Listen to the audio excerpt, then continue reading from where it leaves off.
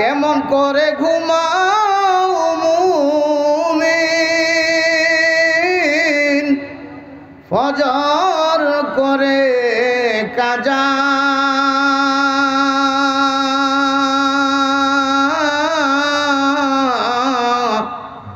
এমন তো হতে পারে জুহরে জানাজা পারে হতে পারে এমন তো হতে পারে জুহরে জানাজা তোমার এমন তো হতে পারে জুহরে জানাজা লা ইলাহা ইল্লাল্লাহ জোরে লা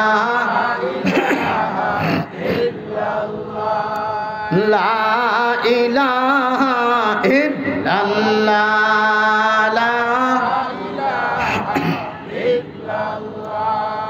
লা ইলাহা ইল্লাল্লাহ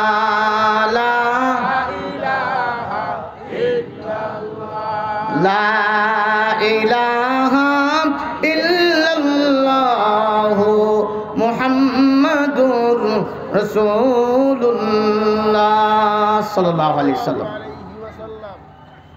ঐতিহ্যবাহী জেলা গাজীপুর, রাজধানীর প্রবেশপথ গাজীপুর মহানগরের পুবাইল আদর্শ সমাজ কল্যাণ পরিষদের উদ্যোগে আয়োজিত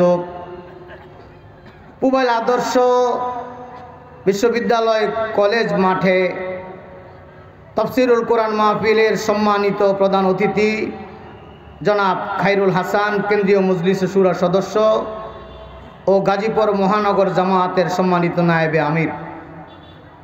আজকে প্রধান আকর্ষণ শুধু বাংলাদেশ নয়, তামাম পৃথিবীর মুসলমানদের প্রাণের স্পন্দন মরহুম মগফুর শহীদ আল্লামা সাঈদী রহমতুল্লাহ আলাইহির সাহেবজাদা শায়েখ শামীম বিন সাঈদী।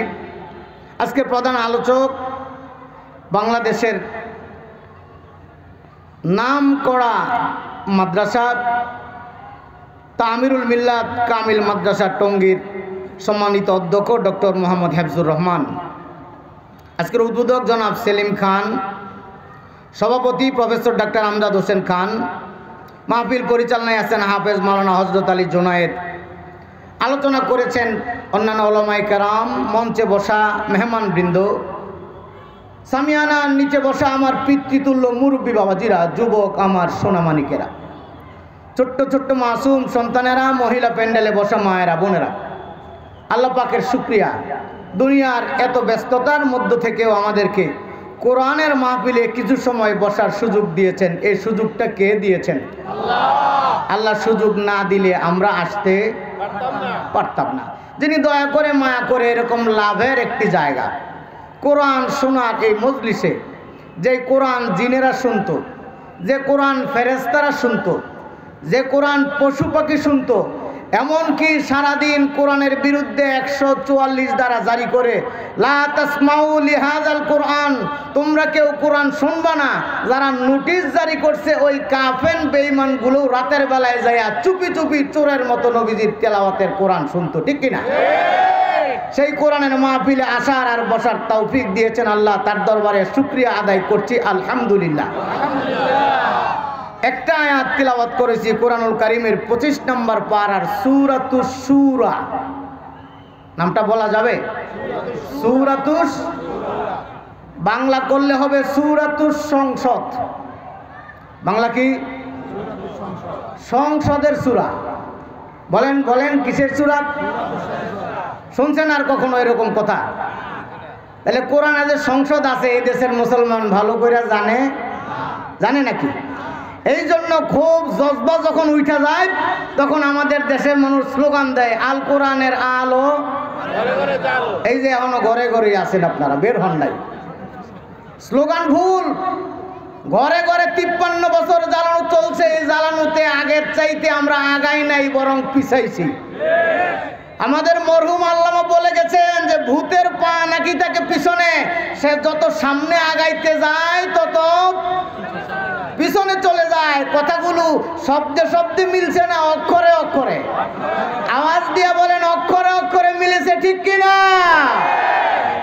আমার প্রাণের ভাইয়েরা, এই জন্য এখন থেকে, আজকে থেকে শুরু, এখন থেকে আল কোরআনের আলো আর ঘরে ঘরে জ্বালানো যাবে। আমরা আস্তে আস্তে ঘরে ঢুকেছি, আল্লাহ বলেন ঘরে ঢুকা যাবে না, বের হতে হবে বাইরে। কোথায়? আওয়াজ দিয়ে বলেন কোথায়? আমার বন্ধুরা, কনস্টান্টিনোপলে যাবে অভিযান। মুসলমান মুজাহিদরা দাঁড়ায়েছে লাইনে। 100-র কাছাকাছি বয়স। আবু আইয়ুব আনসারী রাদিয়াল্লাহু তাআলা আনহু, নামটা আপনাদের জানা থাকার কথা। মদিনায় আয়েশা নবীজি যার বাড়ি প্রথম উঠছিলেন। 100-র কাছাকাছি অশীতিপর এই বৃদ্ধ মানুষটা মুজাহিদদের কাতারে দাঁড়ায়া গেলেন। কাতারে দাঁড়ায়া যাওয়ার পরে আশেপাশের যুবকরা বলছে, আপনি মুরব্বী মানুষ, আপনি যুদ্ধে না গেলে, জিহাদ ফিসাবিলিল্লাহ না গেলে হাসরের ময়দানে আল্লাহ আপনাকে পাকড়াও করবে না, আপনি ঘরে যান। ছেলেরা এসে দাঁড়ায় বলল, আমরা আপনার ছেলেরা আসছি। ভাতিজারা আইসা দাঁড়ায় বলল, আমরা ভাতিজারা আসছি। নাতিরা আইসা বলল, আমরা আপনার নাতি নাত করে দাঁড়াইছি, কনস্টান্টিনোপল বিজয়ের অভিযানে আমরা যাচ্ছি। আপনি মুরব্বী মানুষ, যাওয়ার দরকার নাই, আপনি ঘরের ভিতরে যায় একটু কোরআন তিলাওয়াত করেন। সওয়াবের কাজ না কোরআন তেলাওয়াত? নাতিপুতি সবাই এই পরামর্শ দেয়, এই জন্য উনিও ঘরে ঢুকে গেলেন। যাইয়া কোরআন খুললেন, কোরআন তেলাওয়াত শুরু করলেন। অল্প কতক্ষণ পরে আবার আইসের লাইনে দাঁড়ায় গেলেন। চিৎকার করে কোন সুবহানাল্লাহ। এবার যারা ওনারে ঘরে ঢুকাইছে, ওনারা বললো, আরে মুরব্বী, আপনার লয়ে তো মারা গেল না, একটু আগে কইলাম আপনার মতো মানুষ যুদ্ধে যায় লাভ নাই, ঘরে যায় কোরআন তেলাওয়াত করেন। কই মিয়া, কোরআন তেলাওয়াত কইরেই তো বেঁচে পড়ছি, তোমরা আমারে ঘরে ঢুকাইছো। ঘরে কোরআন খুলে দেখি, ইনফিরু খিফাফা ওয়া সিকালা, কোরআন বলছে বেটা, বুড়া হোক আর জোয়ান হোক, রসদ কম হোক আর বেশি হোক, বয়স কম হোক আর বেশি হোক, ঘরে বসে থেকো না, বের হয়ে যাও। কোরআন আমাকে আবার তোমাদের কাতারে দাঁড় করায় দিয়েছে।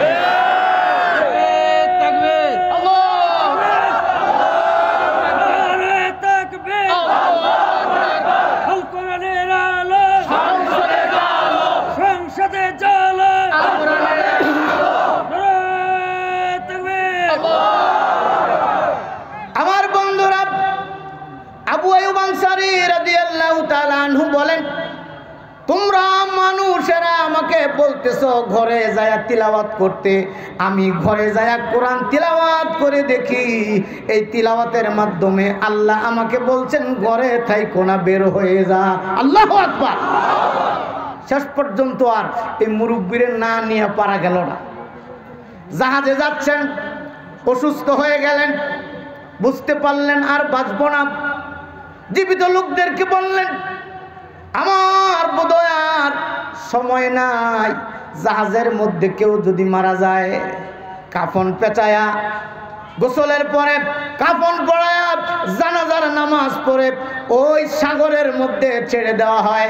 কারণ তৎকালীন জাহাজ দিনের পর দিন, মাসের পর মাস চলে, মাটির দেখা পায় না, কোথায় কবর হবে। উনি বললেন, মেহেরবানি করে আমারে তোমরা পানির মধ্যে দাফন দিও না, আমি যদি মারাই যাই, আমার লাশটা জানাজার নামাজ পড়ে কফিন বন্দি করে ওই কনস্টান্টিনোপলের গেটের মধ্যে যায় মুজাহিদেরা যেখান দিয়ে ঘোড়া ছুটাবে, তাদের ঘোড়ার পায়ের নিচে আমারে মাটি দিয়ে দিও। মুজাহিদদের ঘোড়াগুলো আমার কবরের উপরে দাবড়ায়া দাবড়ায়া যাবে। হাসরের ময়দানে আল্লাহকে বলবো, এই বৃদ্ধ বয়সেও আমি জিহাদ থেকে দূরে থাকি নাই। ওসিয়ত মতো কাজ। ঠিকই ওই সফরে উনি মারা গেলেন। আর কনস্টান্টিনোপলের সীমান্তের যে মেন গেটের ভিতরে সীমানা প্রাচীরের সামনে তার কবর দেওয়া হয়েছে। আর সেখান দিয়ে যায় কনস্টান্টিনোপল যখন বিজয় হয়ে গেল, মজার ব্যাপার, তৎকালীন সেই রোমানেরা, খ্রিস্টানেরা, ইহুদিরা, তাদের দেশে বৃষ্টি বন্ধ হয়ে গেলে আবু আইয়ুব আনসারী রাদিয়াল্লাহু তাআলা আনহুর কবরের কিনারায় দাঁড়ায়া আকাশের দিকে হাত তুলে বলতেন, আল্লাহ, সুদূর দেশ থেকে সেই মুহাজির মুজাহিদ এখানে এসে শহীদ হয়ে শুয়ে আছে, আল্লাহ তাকে কবুল করে তুমি বৃষ্টি দাও। আর আল্লাহ রাব্বুল আলামিন দোয়া কবুল করে ঝলঝল করে বৃষ্টি পাঠিয়ে দিতেন। সুবহানাল্লাহ। আমার প্রাণের ভাইয়েরা, সুতরাং এই সূরার নাম সূরাতুশ শূরা, সংসদের সূরা। ইসলাম সম্পর্কে আমাদের দেশের মানুষকে যখন বলা হয় যে আপনি ইসলাম সম্পর্কে একটু বক্তৃতা দেন, তখন আমাদের দেশের বড় বড় বক্তারা তখন বলে Islam is the complete code of, আপনারা শোনেন নাই বুঝো এটা, Islam is the complete code of. তার মানে কি, ইসলাম হলো একটা পূর্ণাঙ্গ জীবন ব্যবস্থা, শুধু রাজনীতিটা এটার মধ্যে নাই, আর সব আছে। হ্যাঁ আমার বন্ধুরা, এই জন্য এটা সংসদের সূরা। আল্লাহ রাব্বুল আলামিন এই সূরার 13 নম্বর আয়াতটা আমি তিলাওয়াত করেছি। এই আয়াতে আল্লাহ বলেন, শারা লাকুম মিনাদ-দীনি মা ওয়াসসা বিহি নূহা ওয়াল্লাযী আওহাইনা ইলাইকা ওয়া মা ওয়াসাইনা বিহি ইব্রাহিমা ওয়া মূসা ওয়া ঈসা। শরীয়তের ওই নিয়ম নীতি দ্বীনের মধ্য থেকে তোমাদের জন্য এটা বাধ্যতামূলক করা হয়েছে। নবী, যে ব্যাপারে আমি আপনার কাছে ওহী দিয়েছি, যে ব্যাপারে আমি আদেশ দিয়েছি, কারে? ইব্রাহিমকে, মূসাকে, ঈসাকে, মানে জলিল কদর নাম করা পয়গাম্বর সকলের কাছে আমি আল্লাহ এই আদেশ দিয়েছি। আদেশটা কি? আন আকিমুদ্দিন, তোমরা দিন প্রতিষ্ঠা করো। কার কথা? আল্লাহ। আন আকিমুদ্দিন, তোমরা দিন প্রতিষ্ঠা করো। ওয়ালা তাতাফাররাকু ফীহি, এই ব্যাপারে তোমরা মতদ্বৈধতা করো না, মতনৈক্য করো না, দলাদলি করো না, আলাদা আলাদা হয়ো না। এটা কার আদেশ? আল্লাহ। আন আকিমুদ্দিন, তোমরা দ্বীনের প্রতিষ্ঠা করো। যারা দাঁড়িয়ে আছেন মেহেরবানি করে বসবেন, কোরআনুল কারীমের তাফসীর হচ্ছে। এই কোরআনের তাফসীরে হাঁটাচলা করা, দাঁড়িয়ে থাকা, এটা কোরআনের আদবের খেলাফ। অল্প সময় কথা হবে। এখন যদি আপনাদেরকে বসানি উঠানি এই কাজ করতে থাকি, সারা রাত খাট ঠিক করলে আর ঘুমাইব কখন? এই কাজ যেন করতে না হয়। সময় কম, কথা বেশি। আল্লাহর আয়াত আন আকিমুদ্দিন, তাহলে এক কথায় বিষয়টা হলো ইকামতে দ্বীন। এক কথায় বিষয়টা কি? ইকামতে দ্বীন। এই দুইটার এবার আলাদা করেন। ইকামত, ইকামত শব্দটা আপনারা শুনছেন আগে? প্রত্যেক দিন 5 ওয়াক্ত মসজিদে আজানের পরে জামাতের আগে মুয়াজ্জিন কি দেয়? ইকামত দেয়। ইকামা, আকামা, ইউকিমু, ইকামাতুন মানে পড়া জিনিসটারে খাড়া করা। বলেন বলেন, পড়া জিনিসটা। এই জন্য ইকামতে আছে কাদ কামাতিস, তাড়াতাড়ি আসেন, নামাজ কি হয়েছে? খাড়া হয়ে গেছে। আমার বন্ধুরা, 5 ওয়াক্ত ফরজ নামাজগুলো পড়া, ইকামত করা, এটা সুন্নত না নফল? ফরজ। আসতে কইলেন যেমন, সবাই বলেন কি এটা? কেন ফরজ? আল্লাহ রাব্বুল আলামিন নামাজের বেলায় বলেছেন ওয়া আকিমুস সালাতা ওয়া আতুজ যাকাতা, তোমরা নামাজ প্রতিষ্ঠা করো, যাকাত ভিত্তিক অর্থনীতি চালু করো। আকিমুস সালাতা বলার কারণে যদি নামাজ প্রতিষ্ঠা করা, জামাতের সাথে নামাজ পড়া, নামাজ আদায় করা যদি ফরজ হয়, এই আকিমুস শব্দটা হলো আমর। উলামায়ে কেরাম আরবি ভাষার জ্ঞান যাদের আছে, আকামা ইউকিমু আকিমু মিন আমর, আল আমরু লিল উজুব। আল্লাহ যদি আমর কোনো আদেশ করেন, আল্লাহর আদেশ দিয়া কাজটা সুন্নত হয় না নফল হয়? ফরজ হয়। তাহলে আকিমুস সালাহ বলতে যদি নামাজ ফরজ হয়, সূরা সূরার 13 নম্বর আয়াতে আল্লাহ রাব্বুল আলামিন বলেছেন আন আকিমুদ্দিন, তোমরা দিন প্রতিষ্ঠা করো। তাহলে দিন প্রতিষ্ঠা করার কাজটা এবার হালাল, সুন্নত হইছে। কি কি? আন আকিমুদ্দিন। এবার দিন, দিনটা কোরআনুল কারীমের 4টা অর্থে ব্যবহৃত, 4টা ব্যাখ্যা দেওয়া যাবে না। এখানকার যেটা, সেটা হলো জীবন বিধান, আল্লাহর আইন। আন আকিমুদ্দিন তার মানে হলো আল্লাহ রাব্বুল আলামিন তোমাদেরকে যে জীবন বিধান দিয়েছেন, ইন্নাদ দীনা ইনদাল্লাহিল ইসলাম, আল্লাহর কাছে মনোনীত দিন, এটাকে প্রতিষ্ঠিত করা। তার মানে নামাজ প্রতিষ্ঠা হওয়া মানে নামাজকে দাঁড় করানো, নামাজকে বাস্তবায়ন করা, নামাজের ফজিলত বর্ণনা, নামাজের মাসালা মাসাইল শিখা বসে থাকলে যদি কেউ নামাজে না যায় তাহলে নামাজের ফরজিয়াত আদায় হবে তো? আমার বন্ধুরা, নামাজের কথা আপনি বললেন, এক লোককে মুসলমান বললো খুব ভালো ওয়াজ করছেন, পড়া উচিত। কয় হ্যাঁ আমিও এই ব্যাপারে একমত। কয় আজান হয়েছে চলেন। কয় ভাই মাফ করবেন পরে। ফরজ আদায় হয়েছে তো তার নামাজের? কথা বলেন, ফরজ আদায় হয়েছে? তেমনি ভাবে আনাকিমুদ্দিন, একজন মুসলমানকে যদি বলে হয় দিন কায়েমের আন্দোলনে আপনি শরীক হন, আর ওই মুসলমান বলে দিল ভাই ভালো কাজের কথাই কইছেন, চলেন আপনারা আসি, আমি চলবে? শুধু সমর্থন দিয়ে যদি নামাজের ফরজিয়াত আদায় না হয় তাহলে দিন প্রতিষ্ঠার আন্দোলনে শুধু আপনি কোনো মতে রাজি এরকম কথা বলে থাকলে তো ফরজিয়াত আদায় হবে না। কারণ এইটাও ফরজ, ওইটাও ফরজ। এবং মুসলমান ভালো করে খেয়াল করো, এই একামতে দিনটার কাজ করা অন্য সকল ফরজের চাইতেও আরো বড় ফরজ, ঠিক কিনা? কি প্রমাণ এটা যে বড় ফরজ? আল্লাহ রাসূল সাল্লাল্লাহু আলাইহি সাল্লাম ইন্তেকাল করেছেন।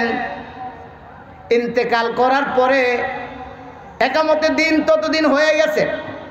10 বছর পর্যন্ত আল্লাহ রাব্বুল আলামিনের কোরআনকে সংবিধান বানায়া দেশটা চলছে, ঠিক কিনা? এই 10 বছর পরে আল্লাহ রাসূল ইন্তেকাল করলেন।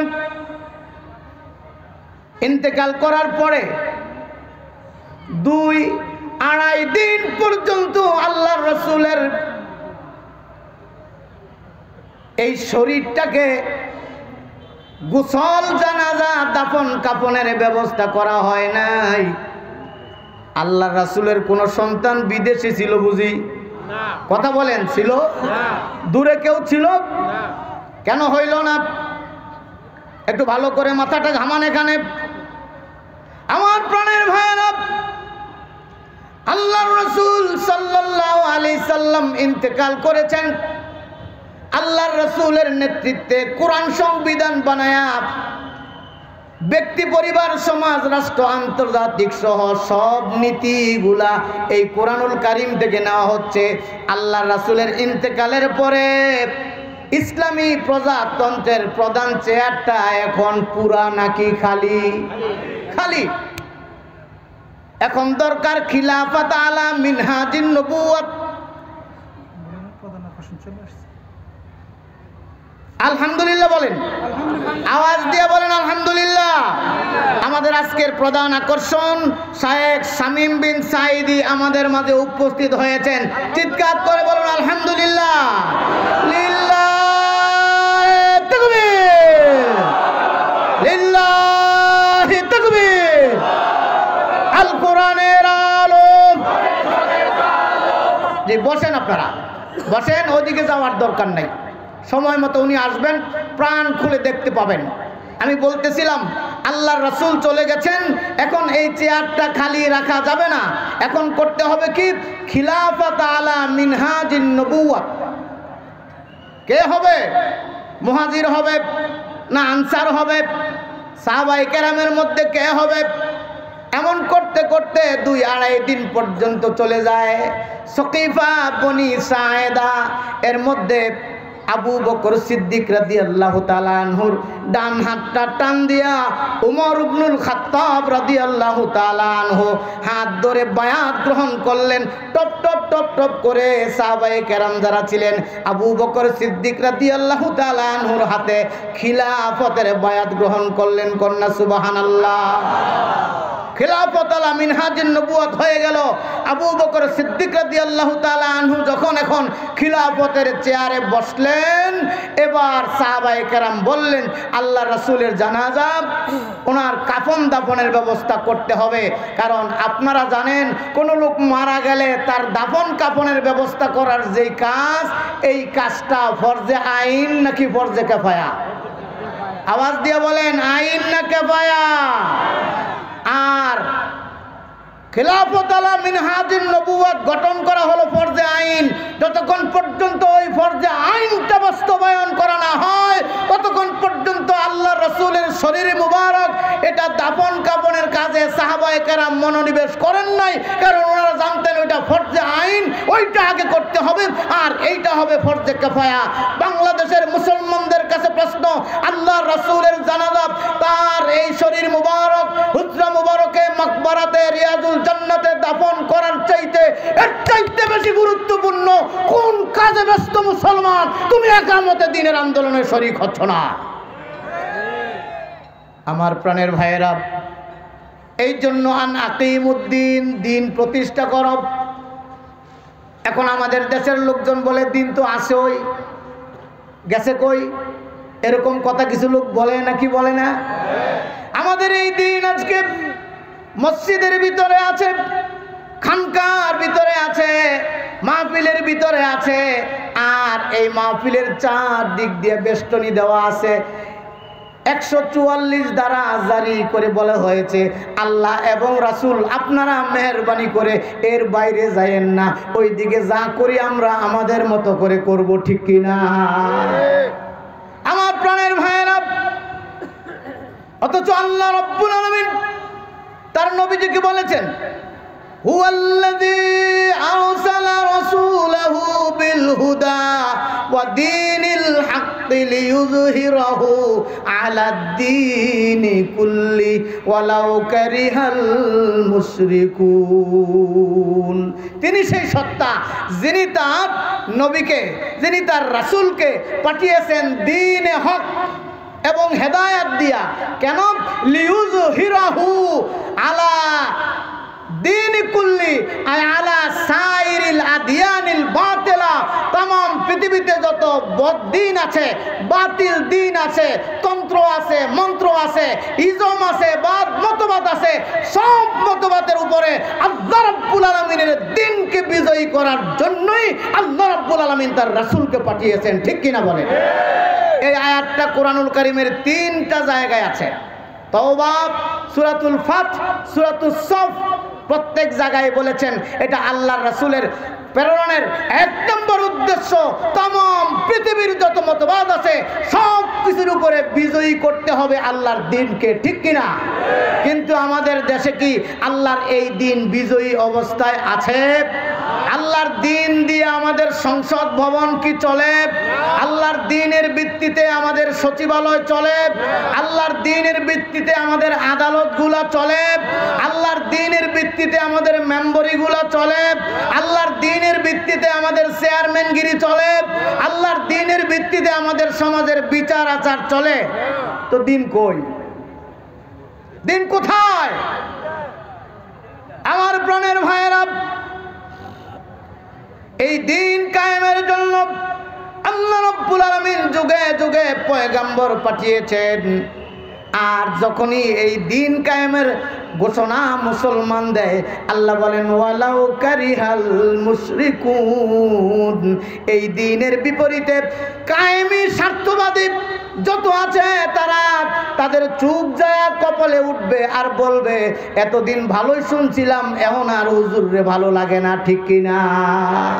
যতদিন পর্যন্ত আপনি মাথায় কাঁঠাল রাখবেন অন্য লোকেরা সেখান থেকে কোষ খুলে খুলে খাবে, ততদিন পর্যন্ত আপনি সাংঘাতিক ভালো মানুষ।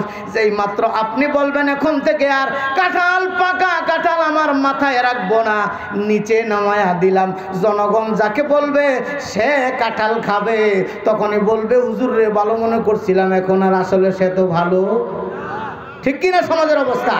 আল্লাহ সেটাই বলছেন ওয়ালাউ কারিহাল মুশরিকুন। আমার প্রাণের ভাইয়েরা, এই টক্কর আজকে থেকে নয়, এই পৃথিবীর শুরুনগ্ন থেকে যত পয়গম্বর এসেছেন সবার দিন ইসলাম ছিল, আর ইসলামকে বিজয় করার জন্য সকল বাতিলের মোকাবেলা যুগ যুগে করতে হয়েছে, এখনো করতে হবে, কিয়ামত পর্যন্ত করতে হবে, ঠিক কিনা বলো মুসলমান?